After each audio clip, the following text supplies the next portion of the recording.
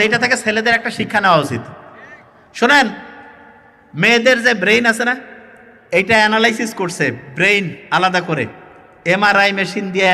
Easy আছে, সেফালোগ্রাম বললে হয়, হ্যাঁ ইজি যে আছে, এইটা করে দেখা যায় মেয়েদের কথা বলার যে সেন্টার, এইটা ছেলেদের সে ডেভেলপ। যতগুলো সেন্টার আছে মেয়েদের ছেলেদের, তার মধ্যে কথা বলার সেন্টার মেয়েদের ডেভেলপ। আচ্ছা বলেন তো, মেয়েরা কি তুলনামূলক কথা বেশি বলে না কম? বেশি। তার মানে ব্রেইন যা বলে ঠিক বলে, ব্রেইন যা বলে ঠিক। আচ্ছা, মেয়েদের কথা বলার সেন্টার বেশি ডেভেলপ, এই জন্য মেয়েরা কথা বেশি বলে। আচ্ছা, মেয়েদের লবণ তুলনামূলক ছেলেদের চেয়ে বেশি খায় না কম? বেশি খায়। আচ্ছা, কারণটা কি বলি। ছেলেদের মেয়েদের মধ্যে ব্লাড প্রেশার মেয়েদের কি বেশি থাকে না কম? ব্লাড প্রেশার মেয়েদের কম থাকে, ব্লাড প্রেশার কম। কারণ মেয়েরা বাড়িতে কাজ করে, আর ছেলেরা তো বনে জঙ্গলে পশু শিকার করতো আগে, এই জন্য ছেলেদের প্রেশার বেশি, মেয়েদের প্রেশার কম। মেয়েদের প্রেশার যে কম, শরীর এখন তো আর কাজ কাম ছেলেদেরও নাই মেয়েদেরও নাই। কি বনে জঙ্গলে যাওয়া লাগে নাকি যে হরিণ শিকার করে আনবো? নাই, গরু গোস্ত আছে, খাসির মাংস আছে, রান্না করি খায় বলে।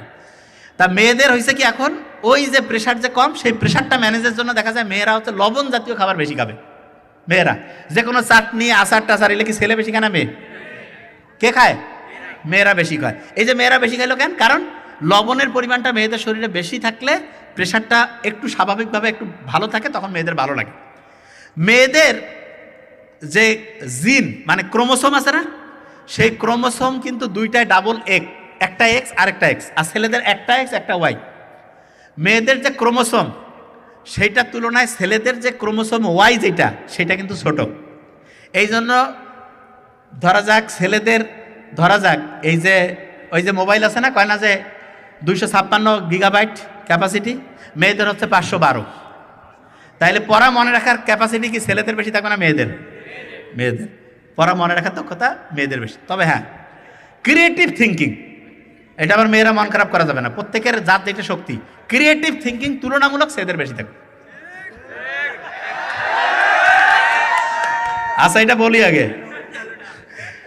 ওই যে 1991 সালে একটা মিটিং হচ্ছিল, খেয়াল আছে? আমেরিকার সেক্রেটারিদের মধ্যে, ওই যে বলছিলাম যে ওইখানে বলছিল যে problem solving capacity, creative thinking, এইটা সামনের দিনগুলো সবচেয়ে বেশি দামি হবে।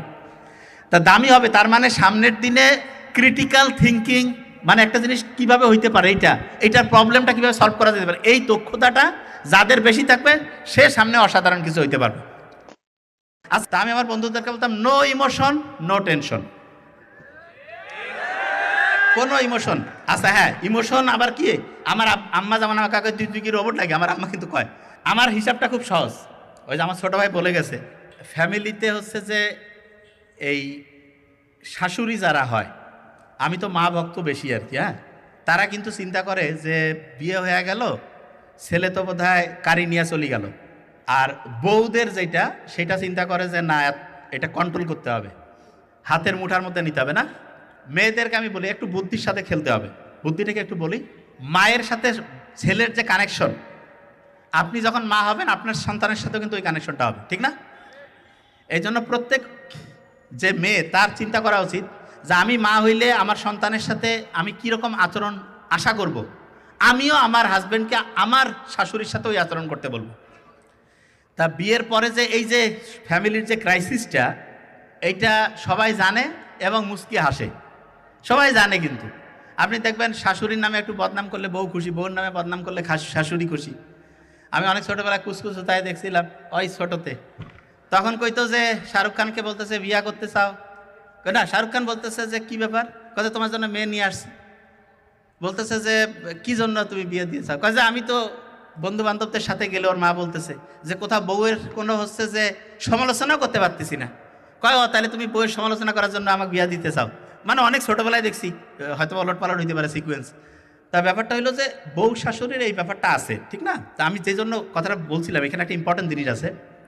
এই যে বউ শাশুড়ির যে ব্যাপারটা, এইটা তো তবু একটা বৈধ ব্যাপার।